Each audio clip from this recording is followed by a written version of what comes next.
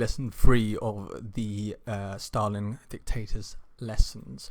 This is the last of the background lessons where we're looking at the circumstances the Communist Party finds itself in 1924. As for the other 2 background lessons, we are focusing on not the history of everything pre-1924, but only those bits which really matter or will come up again as part of the essay. Now, today we're looking at the structure of the Communist Party and Lenin's role in shaping it, although a lot of that was mentioned last lesson as well towards the end of the Civil War, and we had an evaluation of Lenin as a result of that.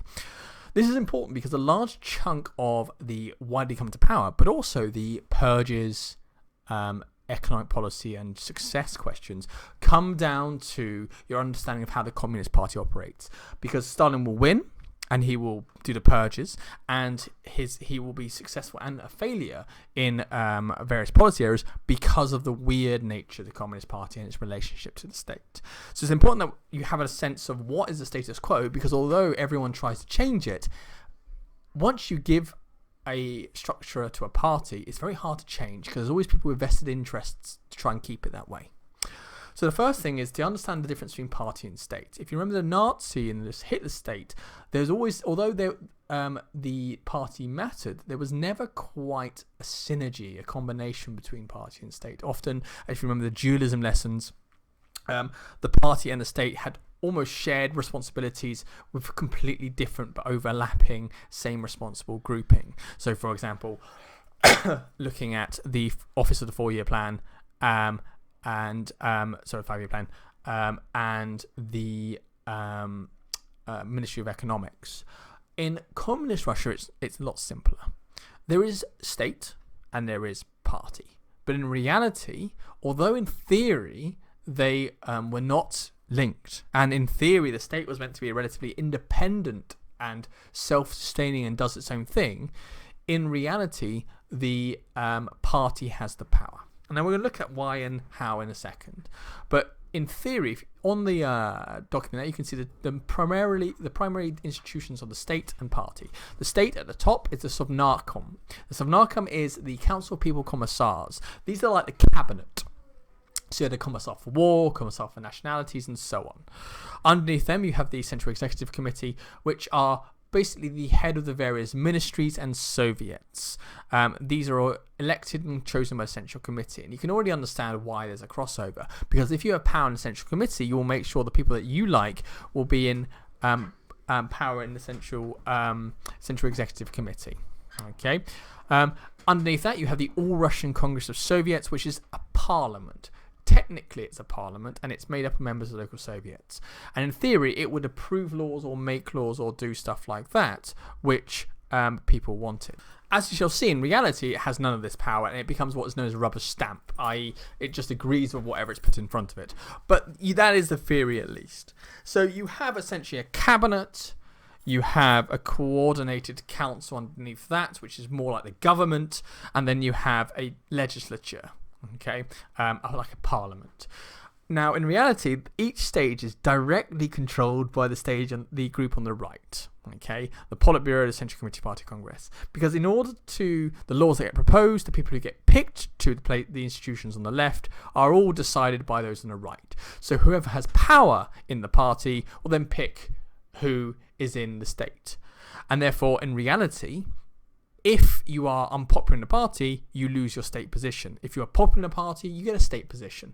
And therefore, the state becomes almost like the reward or the result of the party. And therefore, the party is dominant. If you want to make your job, you don't try and make your way up through the Council, the Congress of Soviets, the Central Executive Committee, and then to Sovnarkom.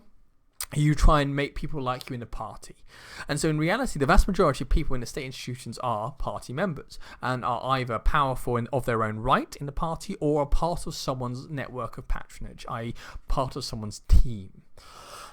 So the party and the state, therefore, although they have different elements and different roles, the party end up having more power.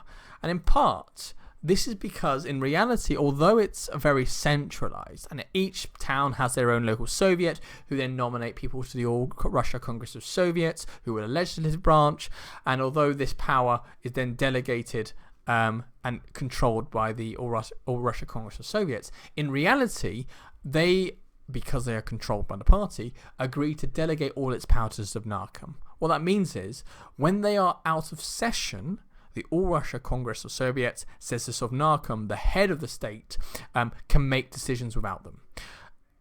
Because the Sovnarkom is controlled by the party, and because the All-Russia Congress is controlled by the party, the Congress does not meet very often at all. And the Sovnarkom, being controlled by the party, does what the party wants. And therefore, although we have departments such as the Commissar for War, the Commissar of Nationalities, and so on, in reality, they are in those positions because they are leading communists. They are not leading communists because they're in their positions. What gets you power in the state, and therefore the ability to do stuff, is power in the party. And therefore, it's the party which is where the power lies and what decides who is in power.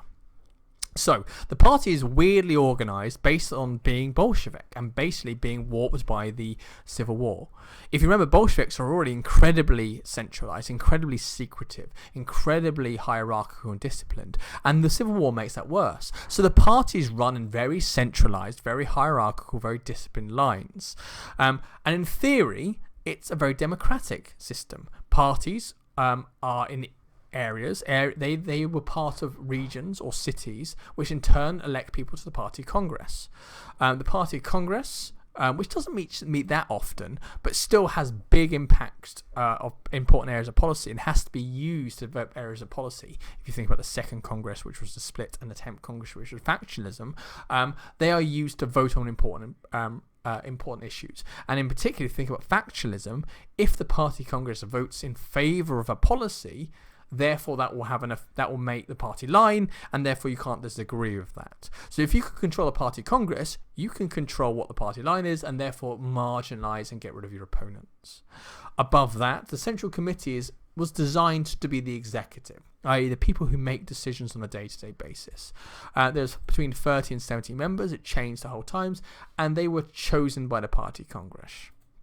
On top of that, in order to win the Civil War, a Politburo, which was initially only 5 men, although it does increase in size, was created in 1919. It was felt that the 60-odd members of the Central Committee were too big, too unwieldy, too much debate, too much disagreement to get rapid decisions made. And in a war, you need to make rapid, firm decisions. So the Politburo, which was made of the most important men in the Central Committee, and voted for by the Central Committee, ends up almost deciding majority of policy. And underneath that, and in theory, just as the bureaucrats who make everything happen, they send the messages, they write the minutes, they write the laws, is the Secretariat. The Secretariat is essentially, in theory, just the scribes in the civil service, people who write stuff down, and it has no official power of its own. Okay. Now, as we shall see in future lessons, the Secretariat actually had a lot of unofficial power and indirect power. But in theory, it is just the thing to make all these different bodies, the Party Congress, the Central Committee, and the Politburo, run smoothly. So, sending messages, writing down what people are saying, organising what's going to be said when, coming up with an agenda for the meeting, and so on. In addition, there's various other parallel groups which are not part of the party hierarchy but are members of the party, such as the Comintern. The Comintern is about spreading the revolution more internationally.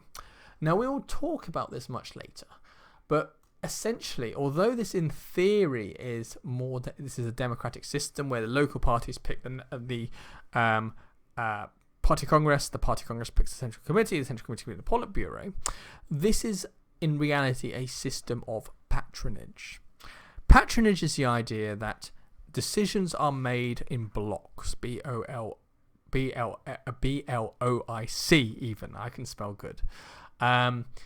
Blocks are groups of voters who will work together, and normally in patronage you have one person at the top of a group. So let's use Kamenev as an example. Kamenev is the party boss for Moscow and chairman of the Politburo after Lenin's death. Kamenev, because he is the boss of Moscow, makes sure through blackmail, bribery, and most importantly, appointing people in charge of the local parties in Moscow that, surprise, surprise, they all vote for him and hit the people he likes and he believes in, and more importantly, he trusts the vote as Kamenev wants to the party congress. So the party congress, although yes, it's in theory democratic, actually the people from Moscow are selected and controlled in reality by Kamenev. Now, so Kamenev now had, let's say for the sake of argument, 20 people in the party congress who will always vote his way. Now those people are not doing that for love or free. They will in return get jobs in the party which Kamenev will sort for them. They will in turn be looked after if something goes wrong. If they get investigated for a crime or bribery or corruption, Kamenev will look after them. That is patronage. I will vote for you and do as you say, but you give me security and rewards in turn. So they're very much a quid pro quo. Now Kamenev has got people in the party congress. When it comes time to pick the central committee, he will use those people to vote for people that he wants. And so there will be usually one of the party congress members will be picked and was someone that Kamenev likes, and hopefully also Kamenev. And so the central committee will have 3 people, for example, who are Kamenev supporters because they have been voted in by or been influenced by the vote in the party congress. And then when the central committee comes to decide who's in the Politburo, surprise, surprise, those 3 people will vote for Kamenev. But obviously they're also not doing that for free. They want a job in the States. They want nice payment. They want security if there's an an investigation into their corruption. So what we have is a network. The man at the top, the leading Bolshevik, is only as powerful as the people underneath him, the people in the Central Committee and in the Politburo and the local parties. If you have a strong constituency, i.e. a large number of people in the party congress or the lower party who then pick the party congress who will do as you say, you then get votes in the party congress, you then get votes in the Central Committee, and therefore you get influence in the Politburo. Now, in 1924, on the death of Lenin, there is no one person with a significant chunk of the votes. There are lots and lots of big men. Trotsky, Zinoviev, Kamenev, Bukharin, Kalinin, and so on are all ones that we will look at. However, there are many. Tomsky has 10, for example. Okay. If you want to get stuff done, you can't rely, therefore, on your own members because there are so many people, each with their own networks of support, that no one has a majority. So what Kamenev is going to do is he wants to get his members put into the Central Committee, but he only has 10% of the votes, we say, for the sake of argument. He will make a deal with Zinoviev, another Russian with his own Congress with 10%, and maybe Tomsky and Trotsky and so on. And by making a deal, they will agree that I will vote for your members, and more importantly, my supporters will vote for your supporters, as long as your supporters vote for mine. And therefore, the ability to control who goes up, and also control what gets decided by the party line, is your ability to control the majority of votes. And in the early years, that's your ability to come up with alliances with people. Now, what's going to happen is Stalin will partly win because he is very expert at being on the right side of the majority at any one point. And what's going to happen over time is as people are removed by factionalism, and as people are removed for disagreeing with the party line, Stalin will be in a position to replace them, and more importantly, their network of supporters, because they are also going to be factional, with his own men. And gradually, he will get to a position where he doesn't need an alliance anymore. He controls the majority. So the party, although it looks very democratic, because who is picked at the base level into the party congress is so easily controlled by big leaders. So Trotsky will make sure the people and the army members of the party committee will be his supporters. Stalin will make sure the nationalities who get to pick who goes to the party congress are his people. Zinoviev will pick who is in Leningrad, who is his supporters. They will go with what he wants. In reality, your ability to control the party or influence party members to vote your way in your ability to navigate alliances and always be on the right side of majority and slowly pick people off one by one, and your ability to reward and punish people and therefore make them work for you, will define who will win any given argument. And by the end, by 1929, Stalin will have done all of those effectively, so he is the only one left over with complete or almost complete control of these elements of state, particularly the top two. So the party, although it looks democratic, is actually run by a series of alliances and fights of an increasingly smaller and smaller group of leading Bolsheviks. So that will become more important and clearer later. But so for all we need to know for now is this structure, because each bit builds on the next, if you win the bottom level, if your control of the bottom level will then determine your control as you work your way up. So the first question is, although the theory is the state should have its own power, in reality, why is it that by 1924 the party has so much control? And this is a big deal because Stalin's power comes entirely from his ability and his role in the party. If the party didn't matter, think about Hitler where the party doesn't really matter, okay? If the party didn't matter, Stalin would not have won. So why is it that the party grows in power? Well, obviously one of the major reasons is the Civil War. The Civil War means that you have to, in order to you have to make harder decisions, firmer decisions, quicker decisions, more ruthless decisions. You need decisive decision making.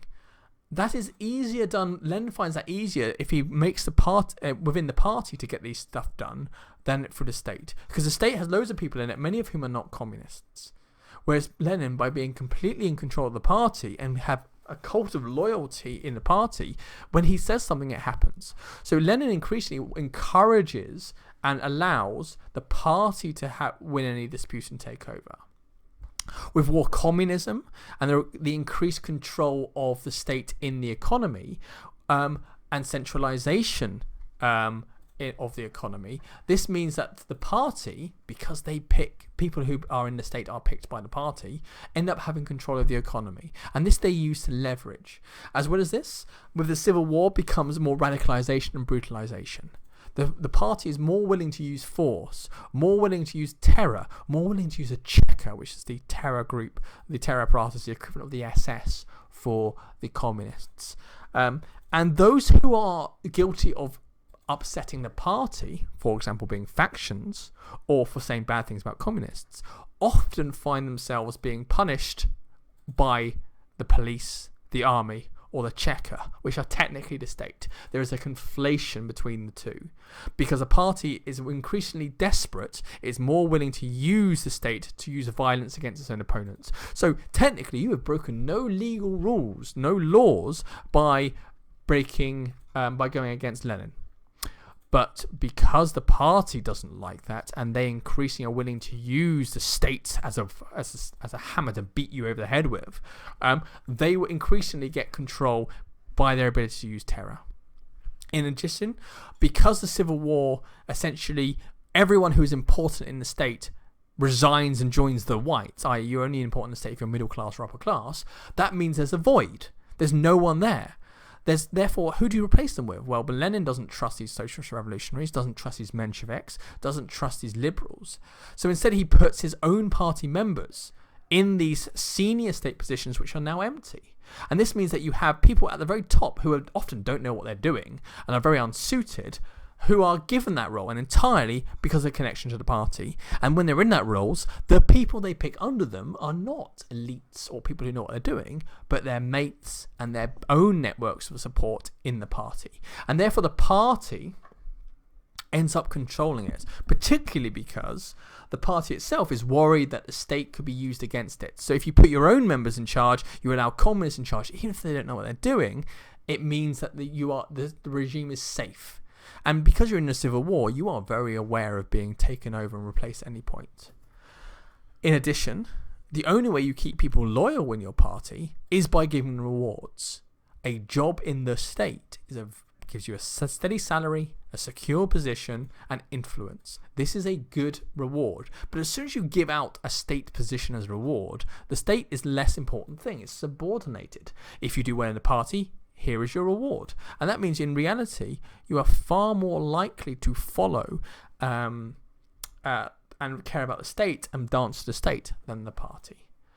And therefore, in reality, the party increasingly gathers power in the centre. The party increasingly dictates what the state does and increasingly puts decides who are members of the state. And therefore, naturally, if you are smart and want to do well in the world, you will, as a result of the Civil War, be in the party. In addition, by outlawing opposition parties in 1917 and removing most of the upper class and middle classes, the people who were in the state are no longer there. They have been made not allowed to be in there because they're all part of an opposition party, or they're rich, which means that of course you're going to replace them with communists. Lenin as well is increasingly important for this. Lenin, because although he says he wants egalitarianism and equality, because Lenin is quite controlling, and in reality Lenin speaks a big game but in reality doesn't practice what he preaches, he increasingly becomes a de facto, what that means is, in theory, head of state. And because he is the head of the Bolshevik party and now he is the head of state, that makes it normal that of course the party will be in charge of the state, even though he says he doesn't want it to be that way. By allowing himself to be head of state and head of party, he makes it normal that of the party and the state are the same thing, which means the state stops being independent.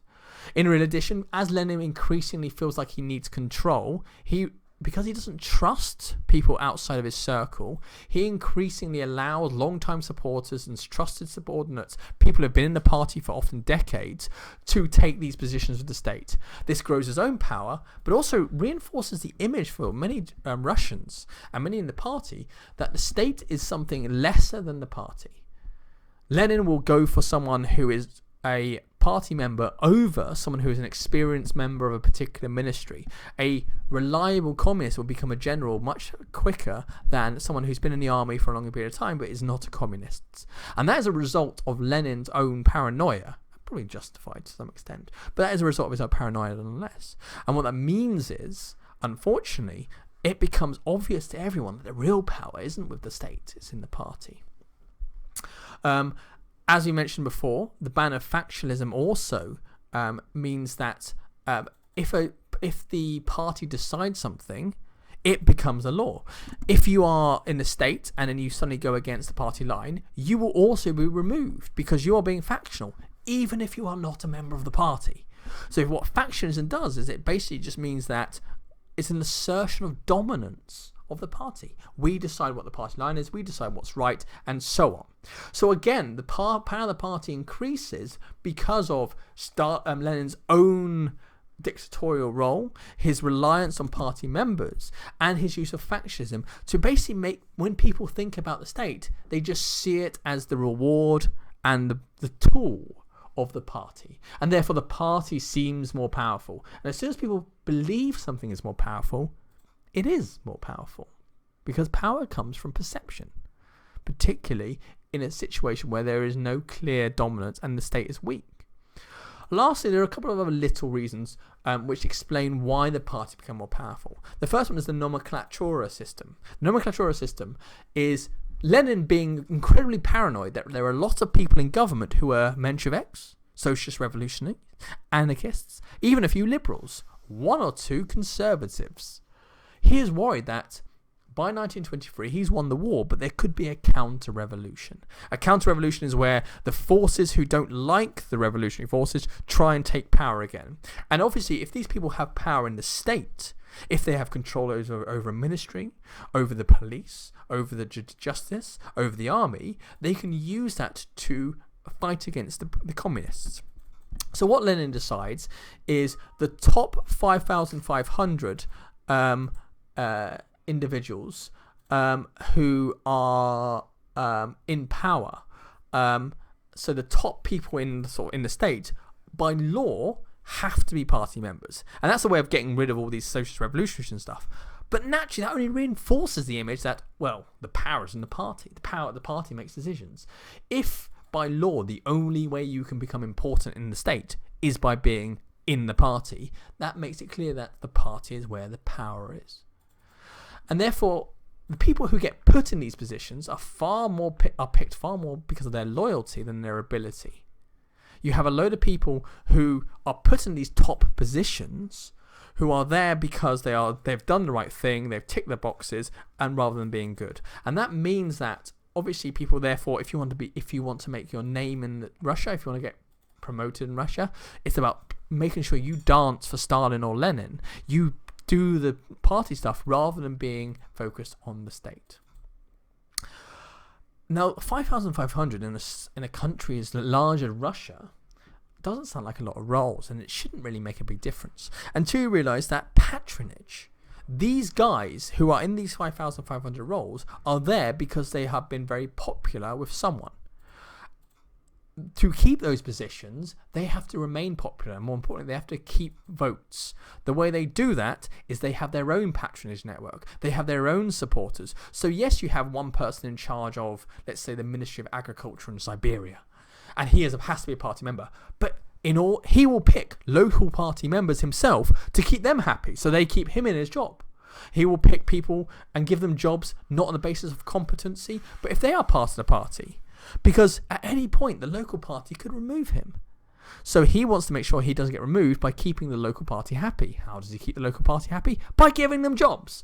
So in reality, yes, you give only the top 5,500 people jobs, but that means that actually loads and loads of jobs underneath them, and then those people, the same jobs underneath them, and the same thing goes all the way down, come about patronage.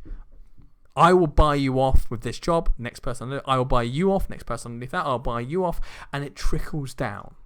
So the nomenclatura system really creates this atmosphere where to be in the state, you have to be in the party. To stay in the state, you have to stay popular in the party, and therefore it really reinforces this idea that the state is less important than the party. In addition, the fact that the terror apparatus, the fact that loads of parties increasingly have control over how the local area runs, means that most people assume that if you are being good, you are in the state, you are being a good communist, and then you get rewarded by getting a job in the state. So the fact that how the communist state is run, with local parties being replaced by controlling the local government, and terror apparatus meaning that you have to make sure that you tick all the boxes and smile nicely and you do all the communist things in order to keep your job. That only makes it normal that the party is more important.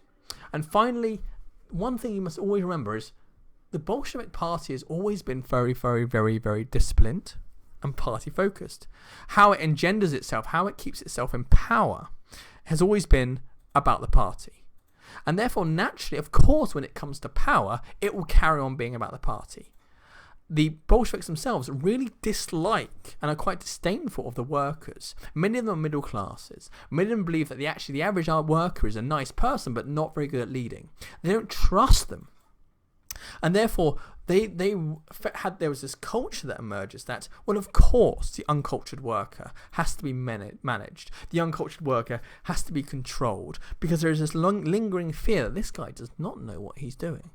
And because of that, of course, you're going to develop party control over the state. If you can't trust the state, you are always fearful and clandestine. You don't know these outsiders who have these positions in the state. And also, if you believe that an average chump who's not a Communist Party member actually knows what they're doing, of course you're going to think it's normal that this party has the role. Because, yes, you could employ this worker as a junior minister of agriculture for some minor region down in the West. Or you could pick someone from the party who knows the game and has had experience of how to run things from within the party and understands communism. And there's this feeling that rather than let outsiders who don't understand in, you let the insiders in.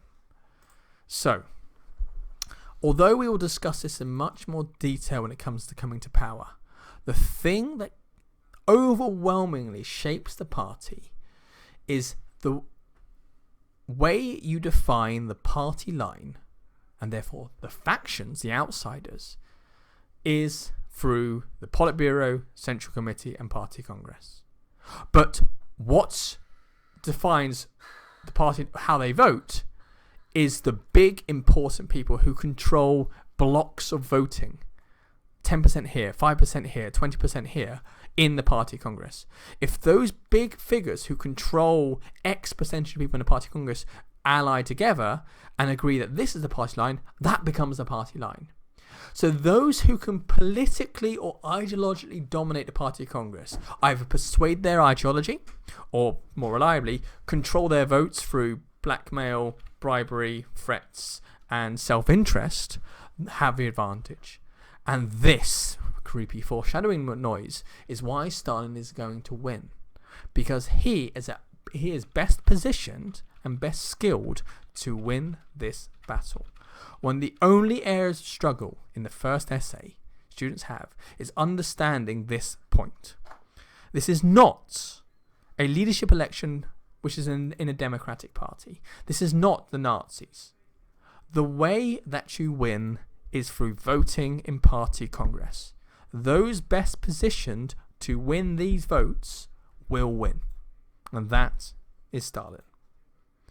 Next lesson, we will look at the start of the leadership struggle and looking at the narrative of what happened. Until then, we will see you in the next video.